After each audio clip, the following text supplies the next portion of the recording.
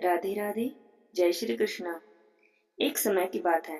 द्वापर युग के समय माता यशोदा ने भगवान श्री कृष्ण से पूछा, हे कृष्ण, तुम तो सारे संसार के पालन करता हो, मुझे कोई ऐसा व्रत या उपाय बताओ जिससे मृत्यु लोक में किसी भी स्त्री को कभी विधवा होने का भय न रहे, न ही उसे निसंतान होने का दुख मिले। तब भगवान श्री कृष्ण कहते हैं, हे मैया, आपने तो बड़ा ही अच्छा प्रश्न किया है। मैं आपको ऐसे ही व्रत के बारे में बताता हूँ। सौभाग्य की प्राप्ति के लिए हर महिला को 32 पूर्णमासी का व्रत करना चाहिए। 32 पूर्णमासी के इस व्रत को करने से संतान और सौभाग्य की रक्षा होती है। हे मैया, यह व्रत अचल सौभाग्य देने वाला है और भगवान शिव के प्रति मनुष्य मात्र की भक्ति को बढ़ाने वाला है। तब मैया यशोदा जी कहती हैं, हे कृष्ण, इस व्रत को मृत्युलोक में सबसे पहले किसने किया? तब भगवान श्री कृष्ण कहते हैं, इस भूमंडल पर अनेक प्रकार के रत्नों से परिपूर्ण कार्तिका नाम की एक नगरी थी। वहां पर चंद्रहास नाम का एक राजा राज्य करता था। उसी के नगर में धनेश्वर नाम का एक ब्राह्मण रहता था, जिसकी स्त्री बहुत ही सुंदर थी, जिसका नाम भी रूपवती था। दोनों उस नगर में बड़े प्रेम से रहते। उनके घर में धन धान्य की तो कोई कमी नहीं थी, पर उन्हें एक बड़ा भारी दुख था कि उनके कोई संतान नहीं थी। एक समय एक बड़ा योगी उस नगरी में आया। वह योगी उन ब्राह्मण के घर को छोड़कर अन्य सभी घरों से भोजन करता, भिक्षा लेता। वह रूपवती से कभी भी भिक्षा नहीं लेता।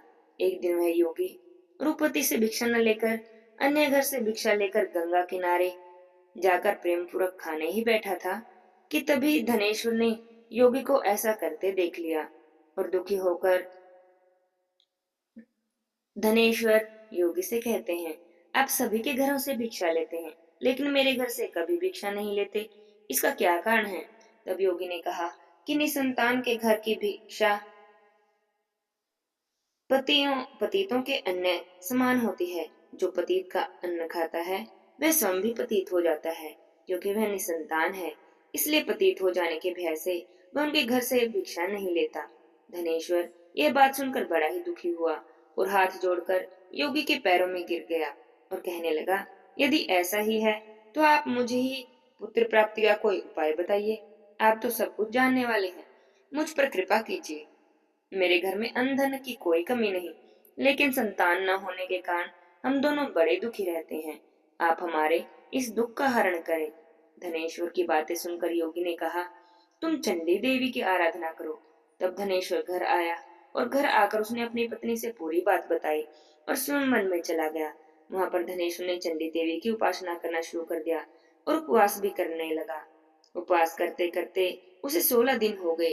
तब चंडी देवी ने 17वें दिन उसे स्वप्न में दर्शन दिए और कहा कि उनके यहाँ पुत्र होगा, पर वह केवल 16 वर्ष की आयु तक ही जीवित रहेगा। उसके बाद उसकी मृत्यु हो जाएगी। यदि दोनों पति पत्नी 32 पूर्णिमा का व्रत विधि पूर्वक करेंगे, तभी वह दीर्घायु होगा। जिसकी जितनी सामर्थ्य हो, आटे के दिए बनाकर भगवान शिव का पूजन करें, लेकिन पूर्णिमा के दिन 32 दिए जलाएं। प्रातःकाल होने पर इस स्थान के समीप तुम्हें एक आम का वृक्ष दिखाई देगा। उस वृक्ष पर चढ़कर तुम फल तोड़ लेना और अपने घर चले जाना। अपनी स्त्री से कहना कि ऋतु स्नान करने के बाद स्वच्छ होकर श्री शंकर भगवान का ध्यान करके उस फल को खा लेगी। शंकर भगवान की कृपा से वह गर्भवती हो जाएगी। जब धनेश्वर अगले दिन प्रातःकाल उठा तो उसे स्थान के पास एक आम का पेड़ दिखाई दिया। उस पर बहुत ही सुंदर आम के फल लगे हुए थे। तब ब्राह्मण ने आम के पेड़ पर चढ़कर फल तोड़ लिए। तोड़ने के प्रयास किए, पर कई बार कोशिश करने के बाद भी वह पेड़ पर नहीं चढ़ पाया। तो ब्राह्मण देव को बड़ी ही चिंता हुई और उन्होंने सोचा कि अगर वह फल नहीं तोड़ पाए तो उनकी तपस्या का कोई फल नहीं मिलेगा। तब वह विघ्न विनाशक श्री गणेश जी भगवान की वंदना करने लगे कि वह उन पर कृपा करें और इतनी शक्ति दें कि वह अपना मनोरथ पूर्ण कर सकें। तब गणेश जी से प्रार्थना करने पर उनकी कृपा से धनेश्वर वृक्ष पर चढ़ गया और उसने उस सुंदर आम के फल को तोड़ लिया। उसके बाद धनेश्वर ब्राह्मण अपने घर चले जाते हैं और जाकर अपनी पत्नी को फल दे देते हैं और कहते हैं कि ऋतु स्नान करने के बाद शंकर भगवान का ध्यान करके तुम इसे खा लेना। तब उसकी पत्नी अपने पति के कहे अनुसार उस फल को खा लेती है और शंकर भगवान की कृपा से गर्भवती हो जाती है। देवी जी की असीम कृपा से एक सुंदर पुत्र उन्हें प्राप्त होता है, जिसका नाम भी देवीदास रखते हैं। वह बालक शुक्ल पक्ष के चंद्रमा की भांति अपने पिता के घर में बड़ा होने लगा। भगवान की कृपा से वह बालक बहुत ही सुंदर, विद्या पढ़ने में बहुत ही निपुण हो गया। दुर्गा जी की आज्ञा के अनुसार उसकी माता ने 32 पूर्णमासी का व्रत आरंभ करना शुरू कर दिया, जिससे कि उनका पुत्र बड़ी आयु वाला हो जाए।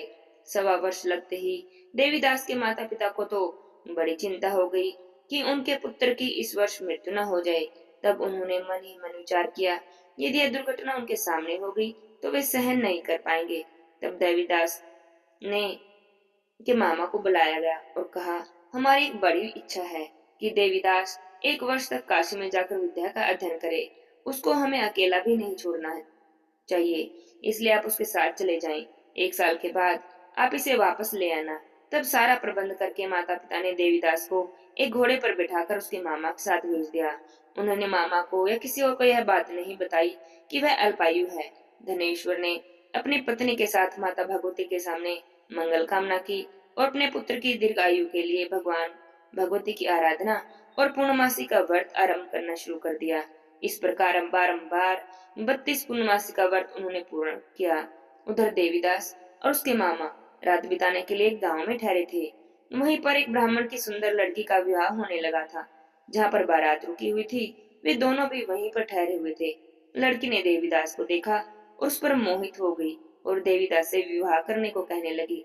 तब देवीदास अपनी अल्पायु के बारे में बताता है और कहता है कि उसकी आयु बड़ी ही कम है।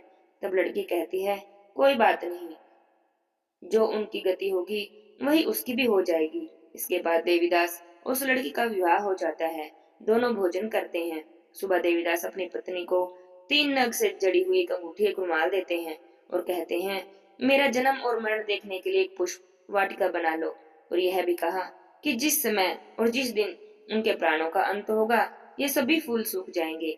अगर ये फिर से हरे हो जाएं, तो जान लेना कि मैं जीवित हूँ। भगवान श्री कृष्ण कहते हैं कि इस प्रकार देवीदास काशी विद्या अध्ययन के लिए चला गया।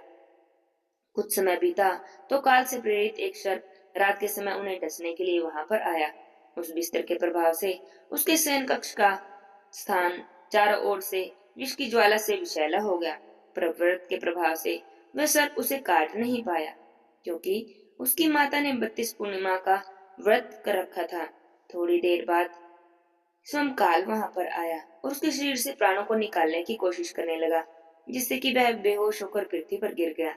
भगवान की कृपा से उसी समय माता पार्वती के साथ भगवान शंकर जी उसी स्थान से जा रहे थे। उसको बेहोश देखकर पार्वती जी भगवान शंकर से प्रार्थना करती हैं और कहती हैं कि इस बालक की माता ने 32 पूर्णमासी का व्रत किया है, अतः हमें इसे प्राण देना चाहिए। तब भगवान शिव उस बालक को प्राण दान देते हैं।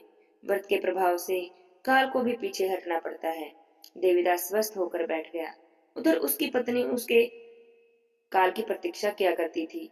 जब उसने देखा कि पुष्प वाटिका के पुष्प भी नहीं सूख रहे हैं, तो उसे बड़ी हैरानी हुई।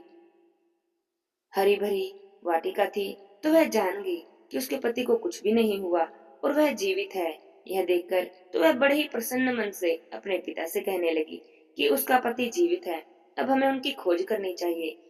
1.25 साल बीत जाने पर देवीदास अपने मामा के साथ काशी से वापस घर को चला। उधर उसके ससुर उसको खोजने के लिए जाने ही वाले थे कि दोनों मामा भांजे उसी गांव में आ गए। उन्हें आया हुआ देखकर उसके ससुर को बड़ी प्रसन्नता हुई और प्रसन्नता के साथ वे उसे अपने घर में ले गए। उसी समय नगर के सभी लोग वहां इकट्ठे हो गए। तब कन्या ने उस लड़के को पहचान लिया। कुछ दिन बाद देवीदास अपनी पत्नी और मामा के साथ बहुत से उपहार और बहुत सा धन लेकर अपने नगर को चले।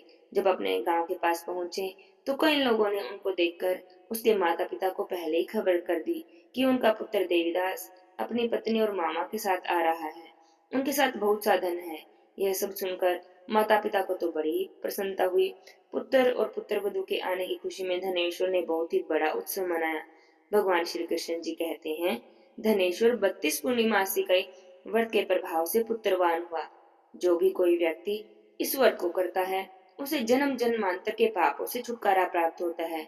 उसकी सभी मनोकामनाएं पूरी होती हैं। उसके घर में धन के भंडारे भर जाते हैं। बोले श्री कृष्ण भगवान की जय हो। किसी गांव में एक ब्राह्मण ब्राह्मणी रहते थे। दोनों बड़े ही गरीब थे। उनके घर में खाने को भी नहीं होता था। लेकिन ब्राह्मणी गणेश जी की परम भक्त थी। रोज गणेश जी की पूजा करती, सेवा करती। एक दिन भगवान को भोग लगाने के लिए भी घर में कुछ नहीं था। तो ब्राह्मणी गणेश भगवान से बोली, भगवान, आज तो घर में कुछ भी नहीं है, मैं आपको कैसे भोग लगाऊं? गणेश जी बोले कि मैया, तू चिंता मत कर, जा, तू लक्ष्मी जी को न्योता करा। तब ब्राह्मणी जी कहने लगी कि मुझे तो नहीं पता कि लक्ष्मी जी कहाँ मिलेंगी, और अगर मैं लक्ष्मी जी को बुला भी लाई तो मैं लक्ष्मी जी को कहाँ बिठाऊंगी, क्या खिलाऊंगी? तब गणेश भगवान बोले कि मैया, तुम न्योता तो कराओ, सब इंतजाम हो जाएगा, और लक्ष्मी जी तो पीपल के पेड़ पर ही मिल जाएंगे। तो ब्राह्मणी चली गई पीपल के पेड़ के पास। पीपल के पेड़ पर माता लक्ष्मी जी भी मिल गई। तो ब्राह्मणी ने लक्ष्मी जी को न्योता दे दिया।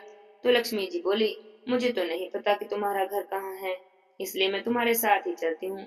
अब लक्ष्मी जी तो ब्राह्मणी के साथ उसके घर पर आ गई। अब ब्राह्मणी गणेश भगवान से बोली, भगवान, अब क्या करूं? लक्ष्मी जी तो मेरे साथ साथ ही आ गई हैं, मैं इन्हें कहाँ बिठाऊं, क्या खिलाऊं? मेरे तो घर में भी कुछ नहीं है, ये तो मेरे साथ साथ ही आ गई हैं, मैं तो पड़ोस से भी मांग कर नहीं ला सकती। गणेश जी बोले, बुढ़िया माई, तू चिंता ना कर, लक्ष्मी जी से भंडारे की चाबी मांग ले। अब ब्राह्मणी जी गई लक्ष्मी जी के पास, बोली, माता, मुझे भंडारे की चाबी दे दो। तो लक्ष्मी मैया ने उसे भंडारे की चाबी भी दे दी। ब्राह्मणी ने भंडारा खोलकर देखा तो भंडारा तो भरा पड़ा था। ब्राह्मणी तो बड़ी देखकर खुश हो गई। उसने तो 56 भोग बनाए, गणेश जी को भोग लगाया, माता लक्ष्मी को भोजन करवाया, सारे परिवार वाले भी जी भर के जिम लिए, और भंडारा था कि खाली ही ना हुआ। वह बोली, अब क्या करूं? तो गणेश जी बोले, खा बाट। तो ब्राह्मणी तो भर भर के बांटने लगी, भिगोने। सब कहने लगी कि कल तक तो तुम हमारे घर से ही मांग कर ले जाती थी, और आज ऐसा क्या हो गया? तो वह बोली कि मुझ पर तो गणेश जी की कृपा हुई है, लक्ष्मी जी की कृपा हुई है। और अब जब लक्ष्मी जी जाने लगी तो बुढ़िया माई जी लक्ष्मी जी को रोकने लगी। तो लक्ष्मी जी बोली, ब्राह्मणी, मैया, मैं एक जगह नहीं रह सकती, मैं सबका मान रखती हूँ, सबके घर जाती हूँ, पर फिर वापस भी आ जाती हूँ। जिसके जैसे कर्म है, उनके उन्हीं कर्मों के अनुसार ही उनके यहाँ निवास करती हूँ। तो ब्राह्मणी बोली कि नहीं लक्ष्मी जी, आप मेरा घर छोड़कर मत जाओ। गणेश जी की कृपा से बुढ़िया माई के घर में, ब्राह्मणी के घर में लक्ष्मी माता ने वास किया। लक्ष्मी माता उसके घर धन के भंडारे भर दिए। हे गणेश जी भगवान, हे लक्ष्मी माता, जैसी कृपा आपने उस ब्राह्मण पर की, ऐसी ही कृपा सब पर करना, सबके घर में वास करना, सबके घर में खून खूब धन संपत्ति देना। बोलिए गणेश भगवान की जय हो, लक्ष्मी माता की जय हो, बोलो लक्ष्मी नारायण भगवान की जय हो। जय जय राधे श्याम।